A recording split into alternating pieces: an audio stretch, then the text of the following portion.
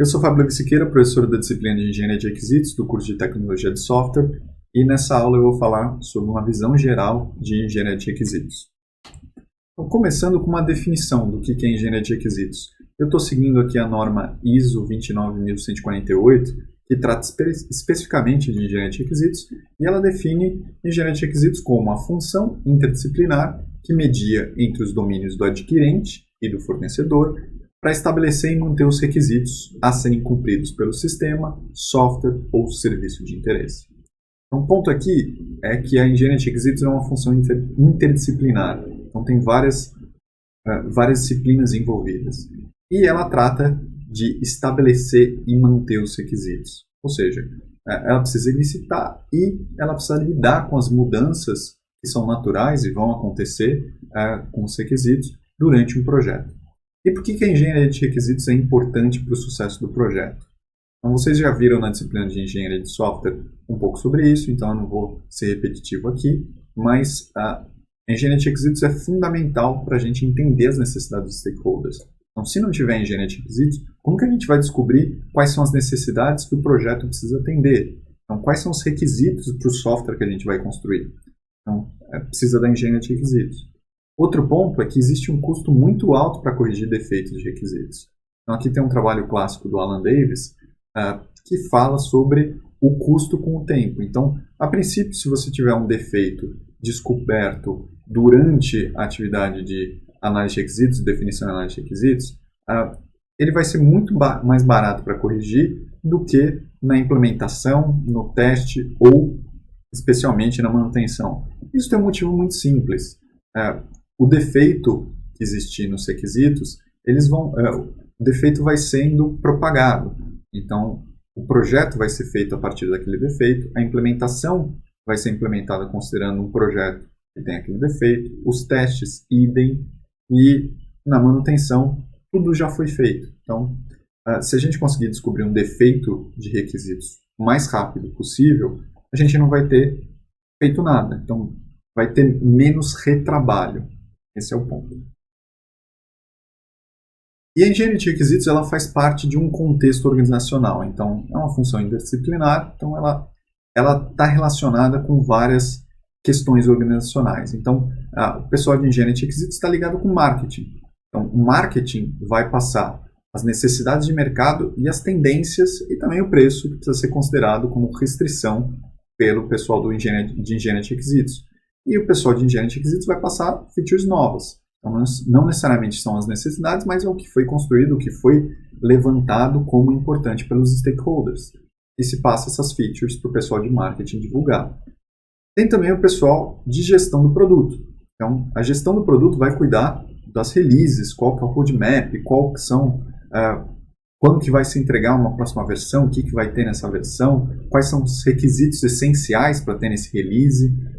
Então, o pessoal de engenharia de requisitos vai receber essas informações e tratar com isso, vai considerar isso para fazer as atividades. E, da mesma forma, tem informações passadas pelo pessoal de engenharia de requisitos. Quais são os requisitos novos, o que foi atualizado, o que aconteceu. Então, o pessoal de gestão do produto vai pegar essas informações para depois decidir o roadmap.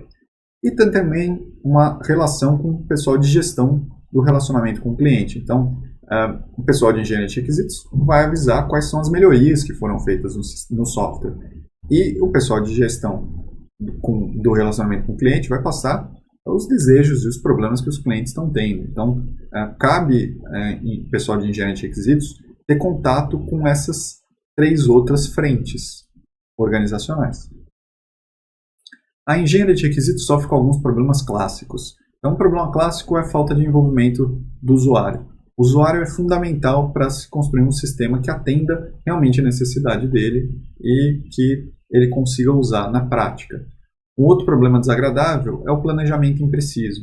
Então, se o planejamento for feito com poucas informações, com pouco conhecimento, isso vai afetar o projeto como um todo e também a atividade de engenharia de requisitos.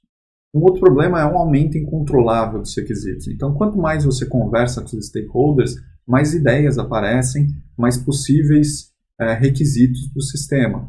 e isso daí pode aumentar de uma forma absurda. Então, a engenharia de requisitos precisa alguma hora parar para continuar as atividades de desenvolvimento. Então, tem que se tomar cuidado para não aumentar de uma forma incontrolável. Um outro problema é a ambiguidade dos requisitos. Então, muitas vezes há uma dificuldade de comunicação entre os stakeholders e o pessoal da engenharia de requisitos, e o requisito pode ser expresso de uma forma imprecisa ou, até pior, ambígua. Ou seja, uma pessoa entende uma coisa, outra pessoa entende de uma forma diferente, e aí com isso você vai ter um requisito que vai ser implementado de uma forma inadequada, pode ser implementado de forma inadequada. Um outro problema para a engenharia de requisitos são os requisitos desnecessários. Então, tem muito desenvolvedor que acha que ele sabe uma funcionalidade que vai ser extremamente interessante, o usuário vai adorar aquela funcionalidade, o software precisa ter aquilo, e a gente tem que ter uma visão um pouco mais ágil disso, de que só deve ser feito o que for realmente necessário. Então, só o que foi acordado, ou que realmente tem evidência que é importante, e foi adequadamente priorizado, deve ser feito para não ter desperdício, para não ter perda de tempo com requisitos que não são tão úteis. Outro problema são os stakeholders menosprezados. Então, assim como é importante o usuário participar, outros stakeholders também precisam participar do projeto.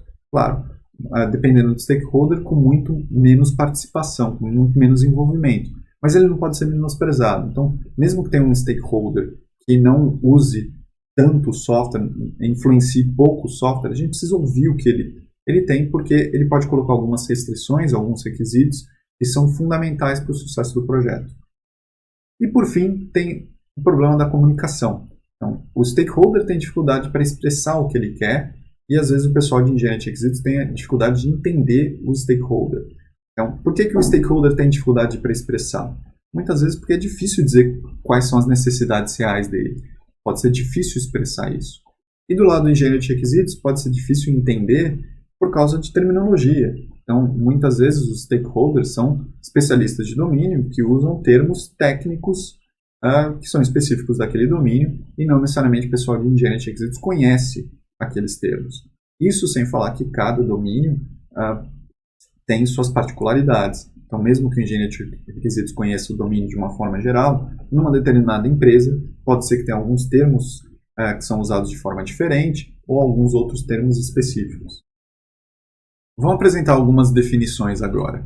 Então, primeira definição, o que é stakeholder? Seguindo aqui a definição apresentada pelo livro do Paul, stakeholders são pessoas ou organizações que têm um interesse no sistema a ser desenvolvido. Então, não necessariamente stakeholder é uma pessoa, pode ser uma organização também. Então, os stakeholders tipicamente têm seus próprios requisitos, então esse interesse é manifestado de alguma forma que vai definir requisitos para o sistema. E uma pessoa pode representar vários stakeholders. Então, a gente pode ter vários stakeholders no sistema e uma pessoa pode atender, pode ser um representante de vários deles. Não tem problema. E uma divisão interessante dos tipos de stakeholders é ter stakeholders do sistema e stakeholders do projeto. Então, stakeholders do sistema são quem usa o sistema diretamente, ou trabalha com os resultados de quem usa o sistema, ou será impactado com a implantação e a operação do sistema. Ou seja, alguém que vai ter uma influência direta ali do sistema. E tem também os stakeholders do projeto, que tem investimento no orçamento ou no cronograma do projeto, tem interesse em entender como a solução será desenvolvida, ou está envolvido em propagandear, vender, instalar ou manter. Ou seja, essas pessoas não vão usar o sistema diretamente, mas elas estão envolvidas no projeto e ainda assim elas impõem algumas restrições que podem ser importantes, podem impor alguns requisitos a serem considerados. Então, em relação ao envolvimento, dependendo do stakeholder, ele precisa ser simplesmente informado sobre alguma decisão. Alguns precisam ser consultados para entender o que eles acham. Tem alguns stakeholders que são parceiros no desenvolvimento, ou seja, eles vão estar trabalhando em conjunto. E tem alguns stakeholders que têm controle dos resultados, vão ter a decisão final, eles que mandam. Então, em geral, você tem um cliente que tem o controle dos resultados, ele que vai mandar, ele que vai tomar a decisão. Você tem outros stakeholders, como, por exemplo, o usuário. o usuário, em geral, vai ter que ser consultado. Ele é um stakeholder extremamente importante. Você tem agências regulatórias, por exemplo, que elas podem ser informadas ou elas podem trazer algumas informações úteis que já estão definidas. E tem também os desenvolvedores que eles são stakeholders também, eles têm interesse no projeto, eles podem colocar algumas restrições e, portanto, eles são esses parceiros do desenvolvimento. Então, existem vários outros tipos de stakeholders. Esses são os exemplos mais clássicos. Uma outra definição importante é o que é requisito. Então, seguindo a norma ISO 29148, o requisito é uma afirmação que traduz ou expressa uma necessidade e suas restrições e condições associadas. Ou seja, o requisito trata de uma necessidade de um determinado stakeholder. E, de uma forma geral, os requisitos não devem ter detalhes de implementação. Então, quanto menos detalhes de implementação, melhor, porque dá a opção para o desenvolvedor escolher a melhor forma de tratar aquilo. Ele pode encontrar uma solução mais adequada para aquela necessidade que o sistema deve tratar. Uma outra definição clássica de requisito que pessoalmente eu acho mais interessante é essa daqui do glossário da I3E, que define requisito como uma condição ou capacidade necessária por um usuário para resolver um problema ou atingir um objetivo. Então, ou seja, requisito ele trata de condições e capacidades envolvidas com um determinado objetivo ou um problema de um stakeholder. O usuário aqui talvez não fosse o melhor termo, mas é o que está no glossário. E requisito também pode ser uma condição ou capacidade que deve ser cumprida ou possuída por um sistema, componente do sistema, para satisfazer um contrato, padrão, especificação ou outros documentos formalmente impostos. Então, muitas vezes os requisitos são impostos por um determinado padrão, por uma questão de contrato, uma questão de especificação, algo que uma agência regulatória obriga. Então, o requisito também é algo imposto, não necessariamente vai tratar de um objetivo de um usuário, mas é algo que foi imposto. Os requisitos podem ser divididos em 3 tipos: requisitos funcionais, requisitos não funcionais ou requisitos de qualidade, e as restrições. Os requisitos funcionais tratam da funcionalidade, como o próprio nome diz. Então, eles vão especificar a funcionalidade que o sistema deve prover aos usuários. No final das contas, o que isso quer dizer? São os resultados de operações a serem automatizadas, ou seja, o que a gente quer que o software faça, uma operação que o software faça, ou também, uma outra forma de requisito funcional, é uma condição sob a qual as operações devem ser aplicadas. Então, se eu colocar uma condição, também é um requisito funcional. Por exemplo, uma loja virtual. Uma operação que eu posso querer executar é o software deve permitir a busca de produtos por palavra-chave. Então, eu devo permitir essa operação. E, em relação a uma condição, poderia definir que o software só pode adicionar ao carrinho de compras os produtos disponíveis. Então, note que é uma restrição, é uma condição que eu estou colocando sobre a operação de adicionar um produto no carrinho de compra. E isso daqui também é um requisito funcional. Então, requisito funcional trata desses 2 pontos. Em relação aos requisitos não funcionais, eles definem propriedades de qualidade do sistema a serem desenvolvidas. Então, eles tratam de questões de qualidade, os requisitos não funcionais. E eles afetam todo o sistema. Então, você pode pegar um requisito não funcional que afeta várias partes do sistema, ou então que afeta uma parte do sistema especificamente. E, de uma forma geral, os requisitos não funcionais eles têm um reflexo muito importante na arquitetura do software. Eles têm uma influência muito grande, porque, no final das contas, eles afetam várias partes do sistema. A arquitetura deve ser feita de uma forma apropriada para que todas essas partes consigam atender o que se espera. E tem alguns autores, como, por exemplo, o Paul, que prefere trabalhar com o termo de requisitos de qualidade ao invés de requisitos não funcionais. Então, aí é uma questão de definição. Ele tem seus argumentos, mas a verdade é que na prática o pessoal costuma falar tipicamente de requisitos não funcionais, então nessa disciplina eu vou seguir essa terminologia. E bom, os requisitos não funcionais tratam de desempenho, segurança, usabilidade, manutenibilidade, portabilidade e por aí vai. Então, por exemplo, numa loja virtual eu posso colocar como um requisito não funcional que a verificação do cadastro do usuário deve demorar no máximo 5 segundos. Então eu estou colocando aqui uma questão de desempenho. E provavelmente isso daqui pode ter um impacto na arquitetura do sistema, dependendo do tempo que cadastro seria feito de uma forma simples. Um outro requisito não funcional é que apenas um técnico com privilégio de administrador deve ter acesso aos logs do sistema. Então, eu estou colocando aqui um requisito não funcional que trata da questão da segurança.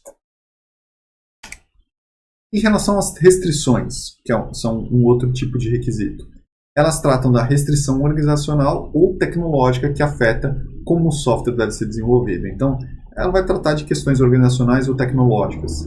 Por exemplo, orçamento, plataformas, linguagens de programação que devem ser usadas, leis, soluções específicas que precisam ser empregadas, e muitas vezes são consideradas como requisitos não funcionais. Então, alguns autores não separam restrição de requisito não funcional. Mas aqui eu estou fazendo essa separação para deixar bem claro o que é o que.